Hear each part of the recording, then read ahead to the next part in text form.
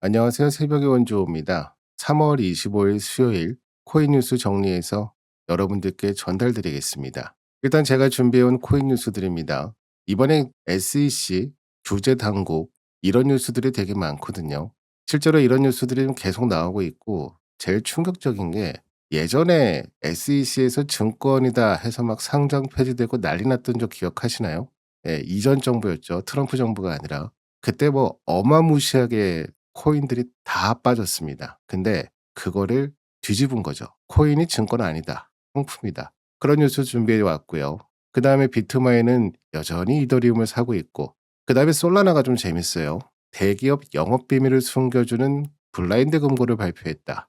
지금 비트마인 때문에 이더리움이 잘 나가거든요. 이더리움 계속 오르고 있습니다, 지금. 빠지는 것처럼 보여 좀 느리긴 한데 계속 바닥을 잡아주니까 어떡하겠어요. 바닥이 안 뚫리면 올라가겠죠. 그리고 스위 뉴스도 갖고 왔고요. 스위는 계속 결제 쪽으로 기술을 몰고 가는 것 같더라고요. 그리고 다음 뉴스입니다. 세이 네트워크. 이번에도 뭐 맞춤형 안전 금고를 가동한다. 이것도 대형 기관이죠. 그러니까 지금 비트마인 때문에 전부 이거 하고 있는 거예요. 그다음에 니어 프로토콜은 제가 이제 영상 하나를 준비 중인데 그럼 그게 왜 그러냐? 얘네가 지금 AI 관련해서 보안 쪽으로 좀 계속 기술 발전을 시키고 있어서 이것도 지금 똑같은 거거든요. 완벽한 탈중앙, AI 비서공개 이것도 나중에 좀 말씀드리겠습니다. 그리고 뭐 비트코인을 횡보하고 있는데 지금 밈코인들 난리가 났었죠 한번. 좀 그 얘기가 뉴스로 나온 것 같아요. 이것도 전달해 드릴게요. 자, 먼저 첫 번째 뉴스입니다. SEC가 은행 코인 보관 지침을 전면 철회했다. 그러니까 이게 오늘 뜬 뉴스 중에서 시장의 근본적인 그 물줄기를 바꿀 만큼 엄청나게 대박 사건이거든요. 그러니까 원래는 SEC가 다른 대형 은행들의 가상자산 보관을 아예 막아버렸었어요. 그게 뭐냐면 식당에서 옷을 맡아주려면 옷값만큼 보증금을 내라는 것처럼 은행이 코인을 맡아주려면 엄청난 벌금성 보증금을 내야 됐던 아주 낡은 족쇄 같은 거였어요. 그러니까 이런 비용 부담 때문에 덩치가 큰 대형 은행도 감히 코인 보관 사업에 뛰어들 수가 없었죠. 근데 이 족쇄가 오늘 풀어진 겁니다. 그러니까 월스트리트 거대 은행들도 비트코인을 합법적으로 보관할 수 있게 된 거죠. 요 비슷한 사례가 2020년 7월에 미국 통화감독청, 즉 OCC가 은행들에게 달러 연동 스테이블 코인 보관을 허락했을 때 그 관련 산업이 엄청나게 컸던 적이 있거든요. 근데 그때가 좁은 골목길 하나 터준 거랑 비슷했다면 지금은 거의 고속도로를 뚫어준 거나 다름이 없습니다. 왜 이렇게 기관들이 바쁘게 열고 풀어주고 하느냐? 저는 저번에도 이제 아직 업로드가 안 됐지만 이 상황을 만들어낸 회사가 전 비트마인이라고 생각을 합니다. 그래서 다음 뉴스가 비트마인입니다. 이게 뭐 이더리움의 블랙홀이다라고 하는데 얘네가 이더리움 전체 공급량의 5%를 갖고 간다고 그래요, 지금. 그게 목표거든요. 그러니까 계속 사는 거예요, 지금. 코인과 현금을 합친 총 자산이 무려 110억 달러 정도 되고 그게 우리 돈으로 약 15조 4천억 원이 됩니다. 그리고 얘네가 산 이더리움이 몇 개인 줄 아세요? 466만 1천 개를 매수해서 보유 중이라고 공식 발표를 때려버렸어요. 그러니까 딱 들으면 아 이거 좀 비슷한데 라는 생각이 들 거예요. 지난 2020년에서 2021년 사이에 마이크로 스트래티지나 테슬라도 비트코인을 샀었죠. 그거랑 수급 원리가 똑같아요. 근데 비트코인은 이자가 안 나오죠. 반면에 이더리움은 스테이킹을 하면 이자를 줍니다. 그러니까 얘네들은 맡겨놓기만 해도 돈을 버는 거예요. 매년 수천억 원의 고정 이자 수익을 내는 게 훨씬 똑똑한 거죠. 그러니까 이런 거랑 좀 비슷해요. 부동산으로 예를 들면 마치 강남 큰손이 알짜 매물을 싹 다 싹쓸이 해서 안 팔고 월세만 받고 있는 거예요. 그리고 다음 뉴스입니다. 이번에 16개 코인이 증권이 아니다라고 이제 영구적으로 풀려버렸어요. 저도 이걸 또 따로 다룰 건데 이건 좀 특이합니다. SEC랑 CFTC가 합동으로 관보를 내고 리플을 포함한 16개 자산을 까다로운 증권이 아닌 자유로운 디지털 상품으로 공동 분류해 줬거든요.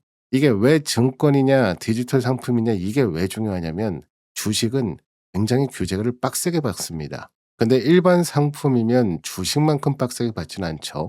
그러니까 제가 요새 이런 뉴스를 보면 아 진짜 금융 시스템 안에 코인이 들어가겠구나 이런 생각이 들더라고요. 그래서 다음 뉴스가 솔라나입니다. 솔라나가 뭐 금고를 하나 발표를 했대요. 근데 블라인드 금고라고 합니다. 그럼 이게 블라인드 금고가 왜 중요하냐? 블라인드 금고, 안 보이는 금고죠. 전통 대기업과 금융기관들이 안심하고 블록체인을 쓰도록 회사 거래 내역을 싹 숨겨주는 맞춤형 프라이버시 프레임워크를 발표한 거거든요. 원래 블록체인이라는 건 누가 얼마를 썼고 지갑 주소만 알면 누구나 훤히 들여다 보이는 속에 다 비치는 유리지갑 같은 거랑 완전히 똑같아요. 옛날에 뭐 그런 뉴스도 있었잖아요. 뭐 어떤 국회의원이 뭘 샀고 뭘 팔았고 이걸 시간까지 다 추적하여서 뉴스에 나고 막 그랬었는데, 그러니까 삼성이나 구글 같은 거대 대기업들은 회사 자금 흐름이나 영업 비밀이 전부 까발려지는 이런 시스템을 절대 비즈니스에 쓸 수 없었던 거죠. 그러니까 자꾸 지금 어필을 하는 거예요. 들어오라고. 우리 거 사라고. 지금 ETF가 중요한 게 아닌 것 같아요. 보세요. 이더리움 ETF 됐을 때 얼마 올랐습니까? 쥐꼬리만큼 올랐어요. 근데 지금 비트마인이 꽉 들어치고 다 사버리겠다 하고 있으니까 천천히 계속 올라가고 있어요. 솔라라도 지금 그걸 노리는 거거든요. 이제 전통적인 대기업들이 망설이지 말고 우리 생태계를 실제 결제망으로 써라. 지금 이런 매력적인 무기를 만들어서 계속 어필하고 있는 겁니다. 그 다음은 수위 뉴스입니다.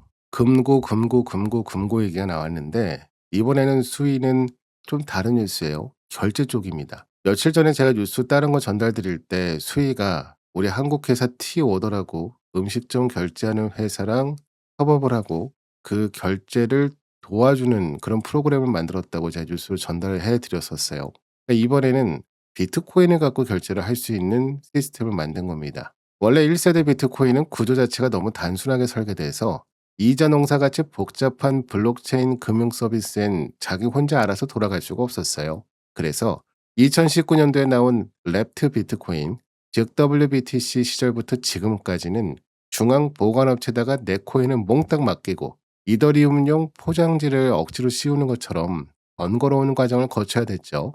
그러다 보니 과거엔 특정 업체를 무조건 믿고 넘겨야 돼서 털리면 싹 다 날아가는 해킹 리스크가 컸지만 수위의 이번의 신기술은 중앙업체 개입 없이 다자간 암호 연산 기술만으로 안전을 완벽히 통제한다는 게 완전히 다릅니다. 그러니까 이건 마치 외국 나갈 때 귀찮게 환전할 필요 없이 내 지갑 속 지폐로 바로 결제하듯 번거로운 포장지나 이런 거 없이 그냥 비트코인만 가지고 쏠쏠하게 이자도 받을 수 있고, 이런 게 이번에 뚫려버린 겁니다. 그동안 마땅한 사용처가 없어서 보관만 되던 1조 달러 비트코인이죠. 우리 돈 약 1,400조 원의 거대한 비트코인 유휴 자금이 이번 일로 수의 생태계로 안전하게 흘러들어올 수 있다는 거죠. 그러니까 여기도 자기네 코인으로 돈을 들어오게 하는 방식으로 이 기술을 만든 겁니다. 지금 그러니까 각자 코인 회사들이 어떻게 하면 돈을 끌어올까 지금 이거 가지고 난리도 아닌 것 같아요. 왜 그러냐? 다음 전달해 드릴 뉴스가 바로 세이 뉴스입니다. 세이 뉴스 하면은 지난번에는 세이가 엄청나게 대규모 언락이 한 번 있었습니다. 그래서 엄청 빠질 수 있을 거라고 제가 경고도 해 드렸고, 근데 그 언락 이슈가 나고 나서부터 계속 이상한 뉴스들이 뻥뻥 터지는데, 그중에 하나가 이번엔 뭐 기관용 철제 금고래요. 기관들이 쓸 수 있는 금고를 만들었다고 합니다. 세이 네트워크의 일일 활성 사용자가 무려 200만 명을 훌쩍 넘어선 가운데 디파이 2위 대출 플랫폼 모포라는 플랫폼에 기관용 맞춤 안전장치를 탑재한 모포 V2 가동을 시작했거든요. 수백억 원을 굴리는 깐깐한 대형 기관들은 남한테 코인을 빌려주고 이자를 받을 때 해킹당하거나 담보가 부족해서 거액을 떼일까봐 일반적인 코인 대출은 아주 두려워합니다. 그래서 이번에 세이에 도입된 시스템엔 큰 돈을 한 번에 날리지 않게 빌려준 돈의 한도를 미리 철저하게 막아두는 리스크 캡이라는 자동 안전장치가 아주 깊숙이 들어갔어요.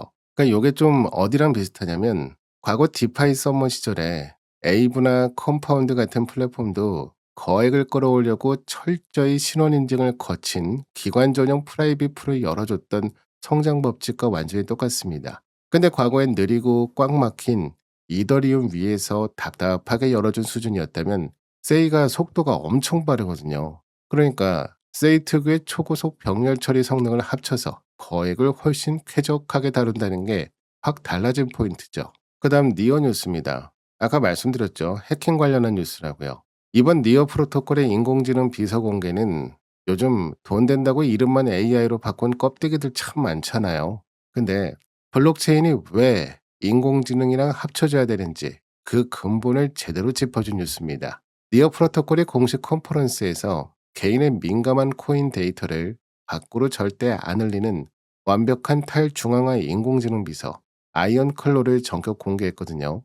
우리가 흔히 스마트폰에서 쓰는 유명 AI 비서들은 내 사진이나 검색 내용 같은 사적인 대화를 구글 같은 거대 중앙 서버로 몽땅 가져가니까 늘 해킹 불안이 꼬리표처럼 따라다니잖아요. 그 니어가 쓰는 와즘이라는 샌드박스라는 기술에 글로벌 대장 기업인 엔비디아의 탄탄한 하드웨어 보안까지 딱 합쳐져서 외부 해킹이나 바이러스가 절대 못 들어오는 엄청 튼튼한 방패를 만든 겁니다. 거대 클라우드 회사에 내 소중한 정보를 바치지도 않고 스스로 자산을 완벽히 지키면서 똑똑하게 부려먹는 웹3 시대의 진짜 킬러 앱이 드디어 나온 거나 다름없습니다. 다음은 에이다 뉴스입니다. 에이다도 바쁜 것 같아요. 지금 제가 저번에 바로 직전에 전해드린 뉴스가 고래가 매집을 하기 시작했다. 이런 뉴스도 드렸고, 이번엔 또 온체인 거버넌스 투표래요. 참 이게 뉴스가 다 연결이 돼. 거버넌스 투표를 뭘로 하겠어요? 코인 많이 갖고 있는 애들이 거버넌스 투표권도 많겠죠. 고래가 사고 바로 거버넌스 투표를 가동하고, 어떤 투표를 했냐? 길게 보고 투자하시는 분들이 속으로 제일 끔찍하게 생각하는 게 재단 경영진의 먹튀 리스크, 이걸 아예 시스템으로 뽑아버린 겁니다. 카르다노 네트워크가 무려 10억 달러, 우리 돈으로 약 1조 4천억 원 가치에 달하는 거대한 자체 생태계 공공 예산을 온전히 커뮤니티 투표만으로 나눠주는 시스템을 돌리기 시작했거든요. 원래 코인판에선 중앙재단이나 사장 몇 명이 펀드 금고의 공금을 마음대로 주무르다가 엉뚱한 데 낭비하거나 몰래 먹튀해버리는 어이없는 사고가 허구한 날 터지잖아요. 근데 카르다노의 이 시스템은 소수 임원이 밀실에서 뚝딱 결제하는 게 아니라 코인 보유자들이 직접 투표해서 벤처 투자나 개발 자금을 정하는 투명한 동네 주민 자치회랑 완벽히 똑같습니다. 그러니까 이번 뉴스 또한 에이다가 스스로 리스크를 계속 없애려고 하는 노력 중에 하나거든요. 이건 마치 장기 홀더들 보러 팔지 말아라, 버텨라, 우리 재단이 뒷돈 챙겨가지 않겠다, 이런 믿음을 깔아준 뉴스라고 전 생각합니다. 다음은 멘틀 뉴스입니다. 이번 멘틀 생태계의 예측은 폭증이 됐다고 해요. 근데 이 지표는 다른 유명한 동네들은 돈이 말라가고 있는데 혼자서 사람들의 돈을 싹 다 빨아들이는 아주 이상한 현상이 관측된 소식이에요. 온체인 데이터를 뜯어보니까 멘틀 생태계에 사람들이 믿고 맡겨둔 총 재산의 크기가 지난 6개월 동안 무려 230%나 폭발적으로 성장하면서 아발란체를 뛰어넘었거든요. 이렇게 남의 체인 돈을 무섭게 뺏어온 비결은 세계적인 대형 중앙거래소 바이비트의 빵빵한 현금을 멘틀이라는 탈중앙 네트워크로 바로 부어주는 CD파이 송수관 전략이 제대로 먹혔기 때문입니다. 예전 2020년 말에 신생이었던 바이낸스 스마트 체인이 바이낸스의 전폭적인 유동성 밀어주기 덕분에 기존 코인들을 싹 다 앞질렀던 거랑 원리가 완벽히 똑같아요. 차이가 있다면 과거 바이낸스 체인이 자금을 빨아들일 때 쓴 무기가 고위험 이자농사 투기였다면 지금 멘틀의 핵심 미끼는 미국 국채처럼 보수적이고 아주 안전한 현실 실물 자산 테마라는 점이 한 단계 성숙해진 겁니다. 마치 주식시장 변동성에 몹시 지쳐서 안전한 배당주로 돈이 몰리듯 큰손들 자본이 확실하게 고정이자를 챙겨주는 실물 자산을 쫓아서 멘틀 생태계로 몰려들고 있는 거죠.